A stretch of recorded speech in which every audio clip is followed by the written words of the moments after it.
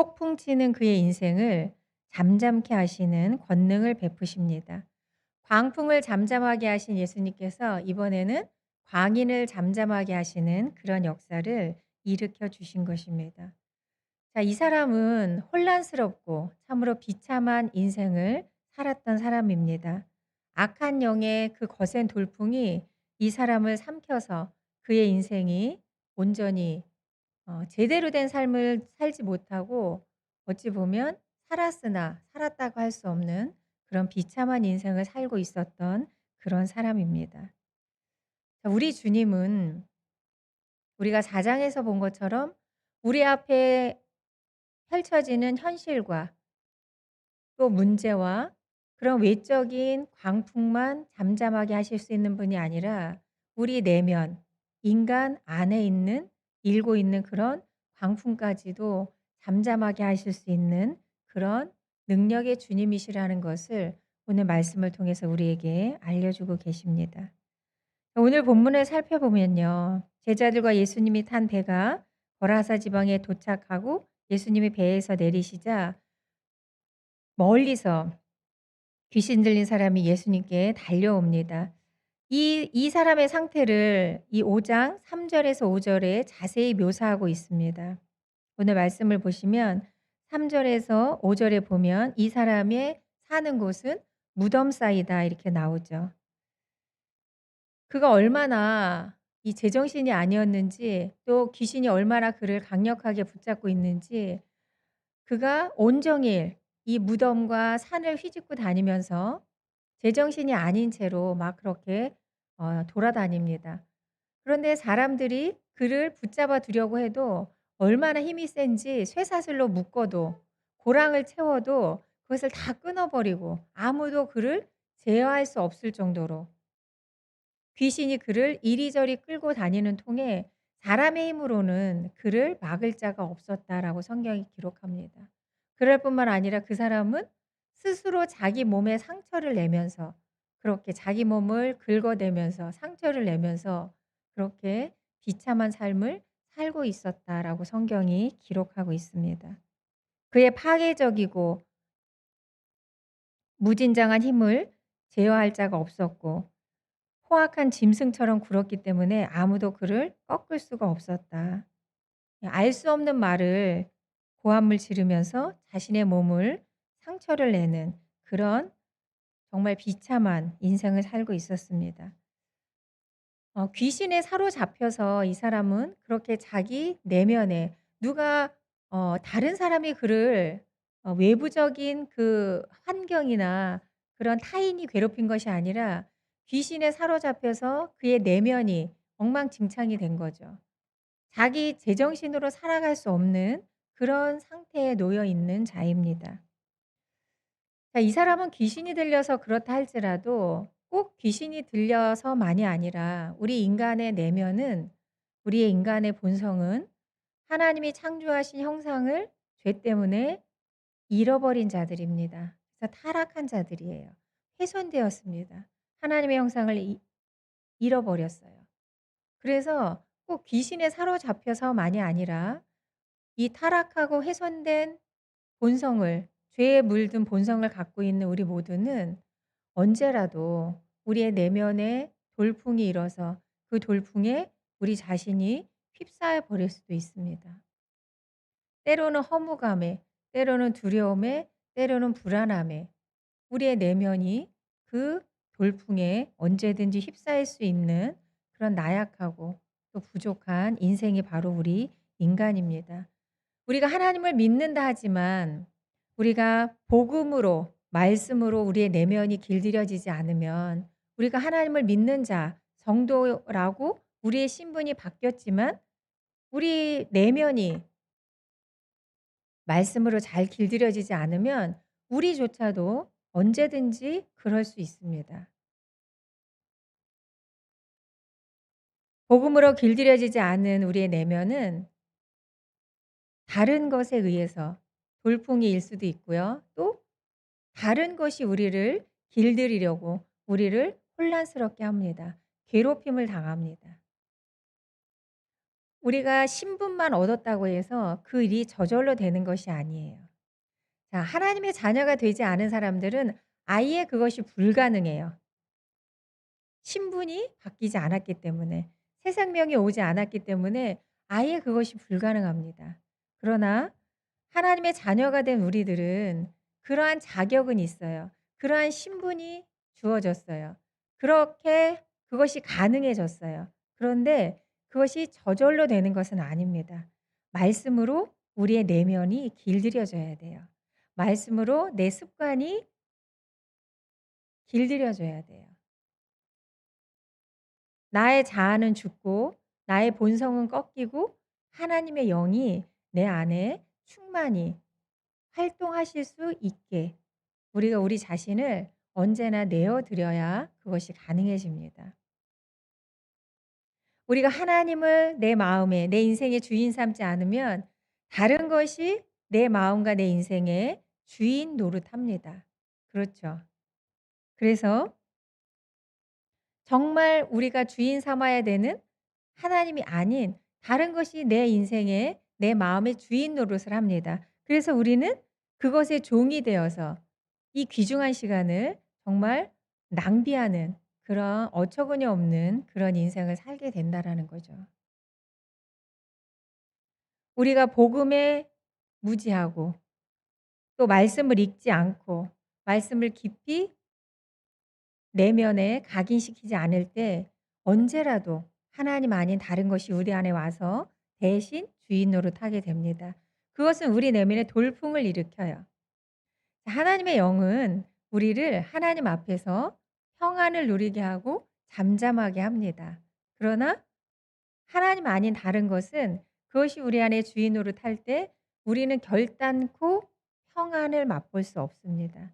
다른 어떤 것도 일시적으로는 평안이 오는 것 같으나 그것은 금방 사라져요. 없어집니다. 그래서 하나님 아닌 다른 것으로는 어떠한 것으로도 우리는 온전한 평안을 또 계속해서 누리지 못하게 됩니다. 반대로 오히려 하나님 아닌 다른 것들은 돌풍을 일으켜요, 우리 안에. 그래서 우리는 순식간에 그 돌풍에 휩싸이게 됩니다. 그것이 돈이든 명예든 사람이든 다 마찬가지예요. 어떤 사람이 여러분과 아주 친밀한 관계를 맺어서 그 사람 때문에 나는 많은 위로와 위안을 얻는다고 한번 생각해 보세요. 그 사람이 언제까지나 여러분에게 평안을 보장해 줄 수 없습니다. 오히려 내가 그렇게 의지하고 믿었던 사람이 나를 배신할 때도 있고요.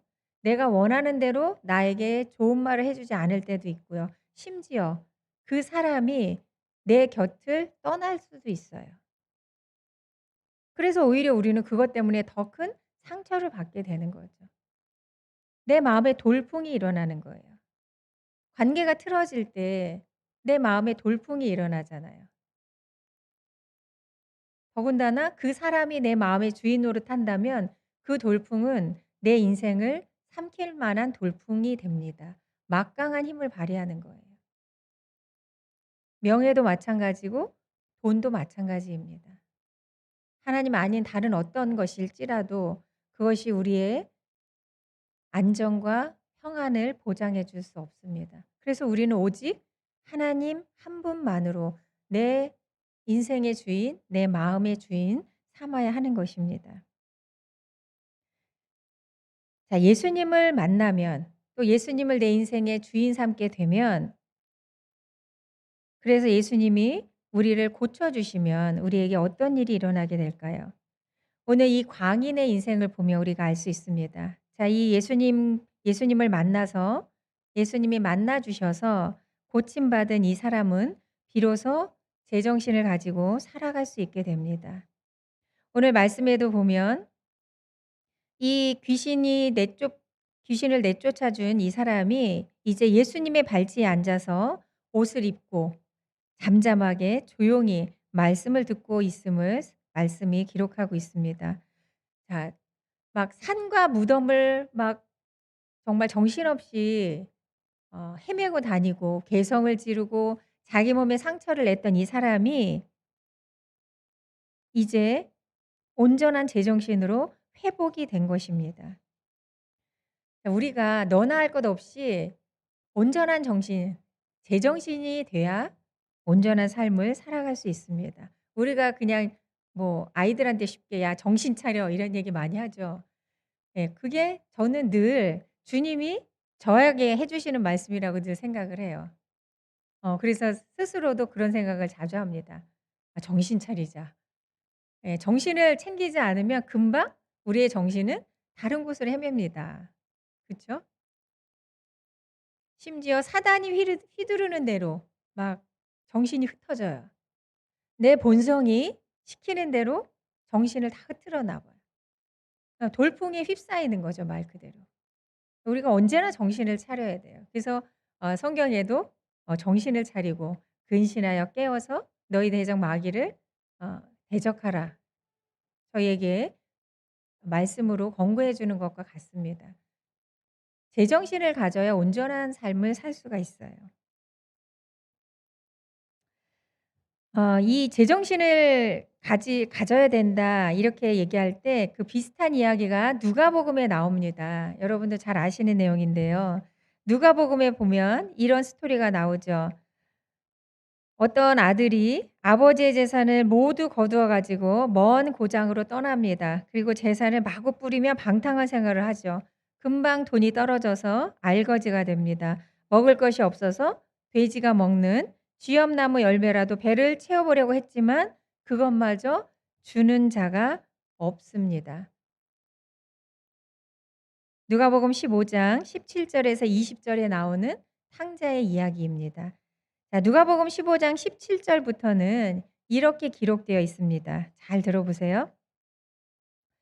그제서야 제정신이 든 그는 이렇게 중얼거렸다. 아버지 집에는 양식이 많아서 그 많은 일꾼들이 먹고도 남는데 나는 여기서 굶어 죽게 되었구나. 어서 아버지께 돌아가. 아버지, 제가 하늘과 아버지께 죄를 지었습니다. 이제 저는 감히 아버지의 아들이라고 할 자격이 없으니 저를 품꾼으로라도 써주십시오 하고 사정해 보리라. 마침내 그는 거기를 떠나 자기 아버지 집으로 발길을 돌렸다. 아멘. 자, 여기 17절에 보면 제정신이 든 그 둘째 아들이 이렇게 중얼거렸다. 예. 자, 돼지가 먹는 쥐염 열매라도 먹어서 배를 채우고자 할 정도로 비참한 상황이 돼서야 제정신이 들었다라는 것입니다. 제정신이 든 그 아들은 아버지 집으로 돌아갈 생각을 비로소 하게 됩니다. 예. 그전에는 제정신이 아니었다라는 거죠. 아버지가 있는데도 불구하고 아버지 생각을 하지 못했습니다. 돈이 있는 동안은 돈을 쓰느냐고 신이 나서 또 돈이 떨어졌을 때도 바로 아버지를 생각해내지 못하죠. 언제 생각합니까? 가장 비참한 자리에 갔을 때. 그때서야 비로소 제정신이 들어서 아버지 생각을 하게 됩니다. 이게 하나님께서 우리 인생에 허락하시는 참으로 신비로운 또 감사한 그런 하나님의 이끄심입니다. 정욕에 밀려서 썩어져 가는 인간성을 벗어버릴 때 우리는 하나님의 형상을 회복해 갈 수 있습니다. 그때야 비로소 제정신으로 인간다운 삶을 살 수 있게 된다는 거죠. 우리가 신앙생활할 때 인간적이다라는 것이 되게 안 좋은 뉘앙스로 우리는 쓰이죠.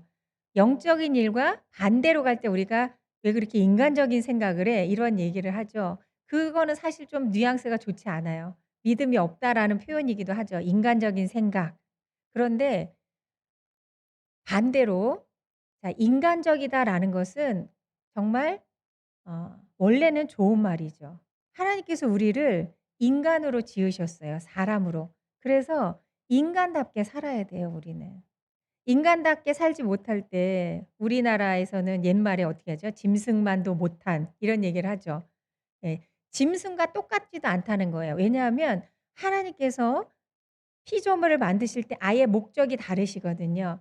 짐승과 인간은 아예 다른 목적을 갖고 지으셨어요. 짐승에게는 영이 없습니다. 그들은 본성만 있어요. 영이라는 것이 존재하지 않아요, 짐승은. 요즘에 뭐 그런 반려동물들이 많이 키우시죠. 아무리 내 반려동물이 귀하고 예뻐도 사람처럼 취급하시면 안 돼요.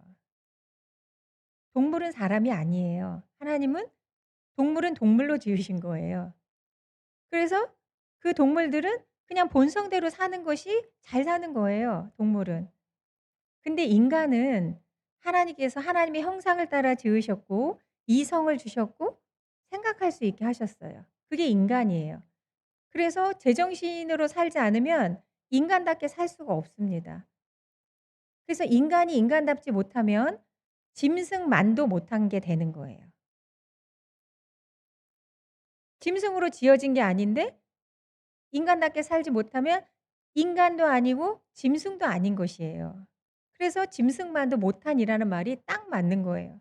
예, 우리나라 어른들이 뭐 성경의 진리를 갖고 그런 말을 하진 않았겠지만 성경의 진리와도 딱 맞습니다.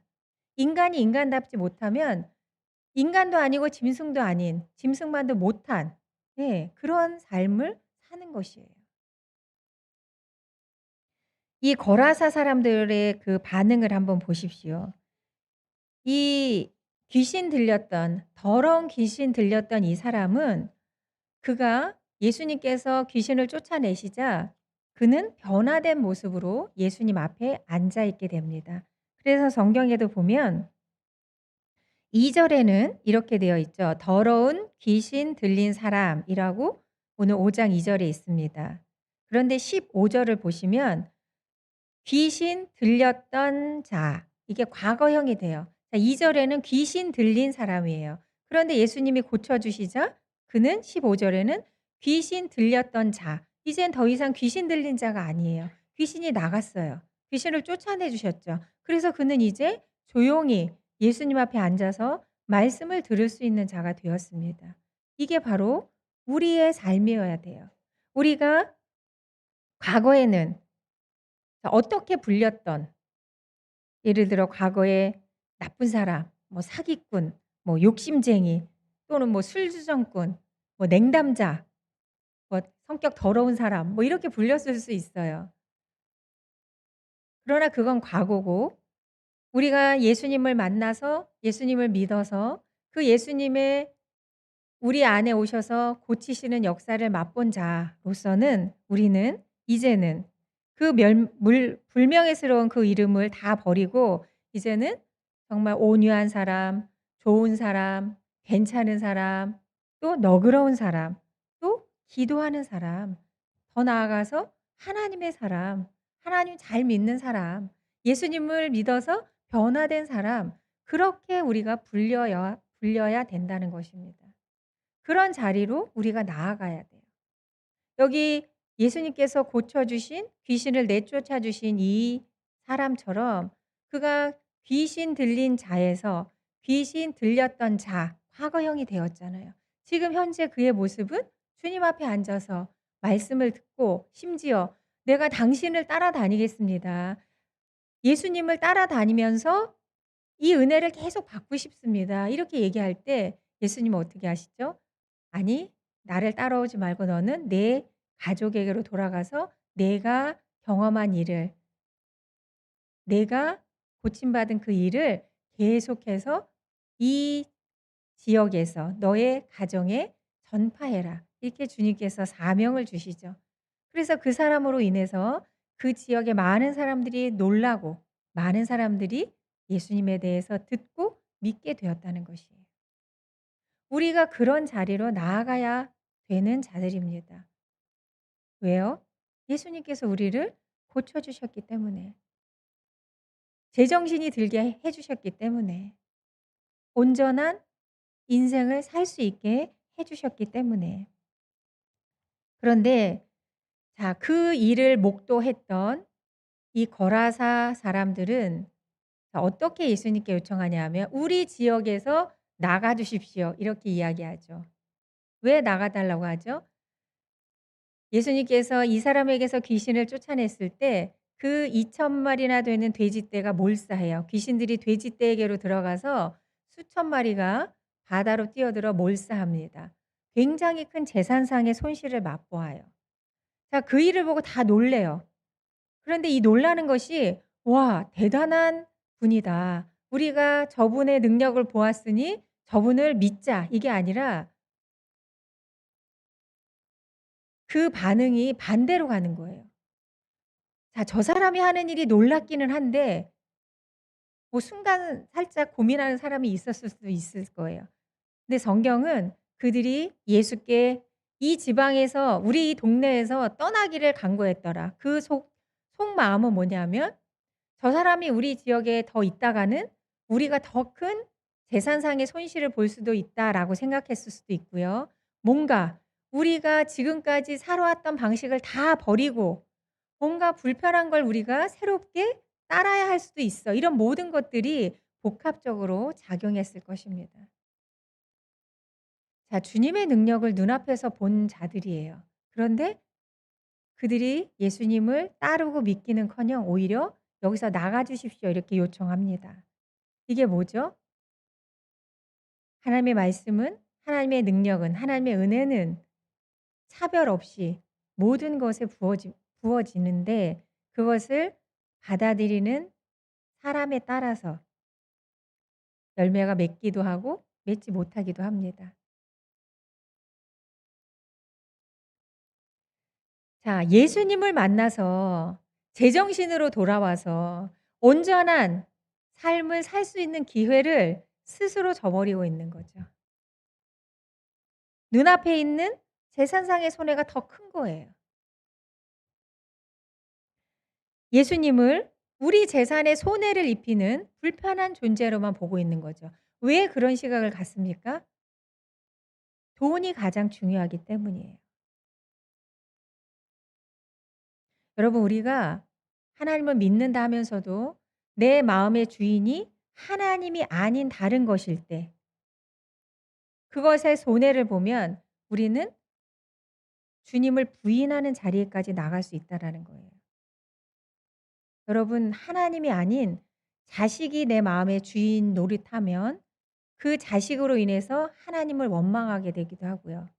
그 자식 때문에 내 믿음을 잃어버릴 수도 있어요. 그렇잖아요. 자식이 잘 돼야 돼요, 당연히. 그러나 그 자식이 아프고 망하고 잘못되면 여러분 그때에도 하나님을 온전히 믿으실 수 있겠어요? 하나님 대신 자식이 내 마음의 주인 노릇하면 절대 그렇게 못합니다. 100% 하나님을 원망해요. 물론 아무렇지도 않다는 거는 말도 안 되는 거죠. 그러나 하나님을 내 마음의 주인으로 꼭 모시고 있는 사람은 그 어려움도 반드시 이겨냅니다. 이겨내야 해요, 우리는. 하나님을 잊어버리면 모든 것을 다 잃는 거예요. 믿음을 잃으면 모든 것을 다 잃는 것입니다. 자식도 마찬가지고요. 물질적인 부도 마찬가지예요. 우리가 아니다 하면서도 내 마음 깊은 곳에서 하나님보다 더 중요하게 생각하는 그 무엇인가는 우리를 망하게 합니다. 우리를 시험 들게 해요. 은혜 받을 소중한 시간을 놓쳐 버려요, 그것 때문에. 그래서 우리의 마음을 어디에 두느냐가 너무나 중요한 거예요.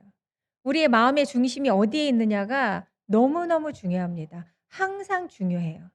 예배드리는 이 시간만이 아니라 여러분의 일상에도 잘 때도 일어날 때도 언제든지 내 마음의 중심이 어디에 있느냐? 하나님이어야 합니다. 예수 그리스도여야 해요. 말씀이어야 합니다. 영적인 생활보다 물질적인 것에만 관심이 있는 사람은 세상적인 것에 관심이 있는 사람은 수없이 다가오는 은혜의 순간을 다 놓쳐 버려요.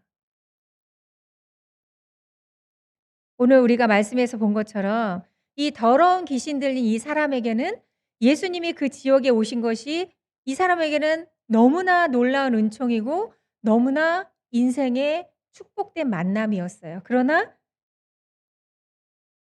그 사람을 제외한 나머지 이 거라사 지방의 사람들에게는 아무런 역사도 일어나지 않는 그 기회를 다 놓쳐 버리는 그런 그냥 아무 일도 일어나지 않죠. 여러분 우리가 언제나 예수님만이 내 영혼의 주인 되게 하셔야 합니다. 그래야 변화가 일어납니다. 치유가 일어나요. 새롭게 됩니다. 이것은 매일매일 매 순간 되어야 하는 일입니다. 예수님께서 우리를 언제나 고치시고 다시 새롭게 하시고 일으켜 주시는 그 역사가 우리 안에 매일매일 일어나게 하기 위해서 우리는 그 하나님이 내 마음, 내 인생 매 순간에 주인 되실 수 있도록 그것을 놓치지 말아야 한다는 것입니다. 여러분 오늘 12월 1일이더라고요. 예. 12월이 되면 더욱더 우리가 예수 그리스도를 생각하는 그죠? 예수님을 안 믿는 자들도 예 성탄절이라는 그 절기 때문에 12월에는 우리가 더 예수님을 자주 또 많이 생각할 수 있는 그런 절기입니다. 이 12월 오늘이 1 일이니깐요. 우리는 이제 지난주부터 주일부터 대림절을 지키기 시작했지만 더 깊이 예수 그리스도를 묵상하시고 오직 예수님만이 나의 소망이며 구원이며 자유인 것을 언제나 기억하시고 체험하셨으면 좋겠습니다. 그래서 고린도후서 5장 17절 그런즉 누구든지 그리스도 안에 있으면 새로운 피조물이라 이전 것은 지나갔으니 보라 새 것이 되었도다. 매일매일 우리를 고치시고 변화시키시고 새롭게 하시는 그 주님의 능력이 예수 그리스도 하나님만을 주인 삶은 우리 인생에 분명히 일어나고 역사하게 될 줄 믿습니다. 기도하겠습니다. 좋으신 하나님 아버지, 예수 그리스도께서 더러운 귀신 들려 비참하고 요동치는 삶을 살았던 한 사람을 고쳐주신 기사를 우리가 봅니다. 우리 안에도 때로는 인생의 강풍이 또는 마음의 어려움이 우리 내면을 휘저어놔 강풍 속에 있을 때가 있습니다.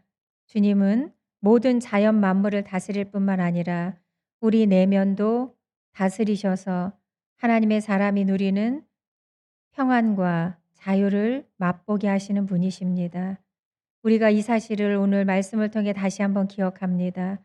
우리가 하나님을 언제나 주인 삼고 예수 그리스도가 우리 인생의 주인 되심을 언제나 기억해서 이제는 그리스도가 우리 안에 우리의 심령을 고치시고 변화시키시고 새롭게 하시는 그 능력을 매일 매 순간 체험하며 살게 하여 주시옵소서. 그런 은혜를 구합니다. 예수님 우리를 도우시고 인도하여 주시옵소서. 예수님의 이름으로 기도드립니다. 아멘. 주기도문 하겠습니다. 하늘에 계신 우리 아버지여 이름이 거룩히 여김을 받으시오며 나라에 임하오시며 뜻이 하늘에서 이루어진 것 같이 땅에서도 이루어지이다.